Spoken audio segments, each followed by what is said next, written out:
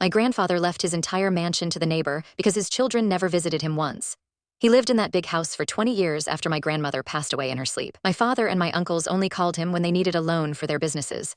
They skipped his birthdays, his holidays, and even his surgery to go on their own vacations. The neighbor, a kind man named David, was the one who mowed his lawn for free.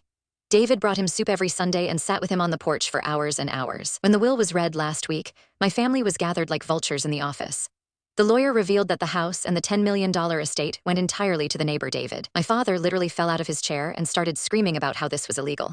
He claimed that the neighbor had manipulated a lonely old man into changing the legal documents. I was the only grandchild who actually visited, and I wasn't even mentioned in the will either. I'm not even mad because I saw how lonely my grandfather was in that huge house. He left a letter saying that blood doesn't make a family, but showing up actually does. My uncles are now filing a lawsuit to contest the will and take the house back. They are trying to prove that my grandfather had dementia and didn't know what he was doing. I have already agreed to testify for the neighbor because my grandfather was perfectly sharp and clear. I watched them ignore him for a decade, and now I'm watching them suffer the consequences. They think I am a traitor to the family, but I am a witness to the truth. David deserves that house more than any of them ever will for as long as they live. He was the son that my grandfather actually needed when the world was dark and cold. I am done with my greedy family, and I am moving on with my own life. They chose to be strangers, so now they can be strangers without a single dime to show. I hope David enjoys the garden and the memories of the man who truly loved him.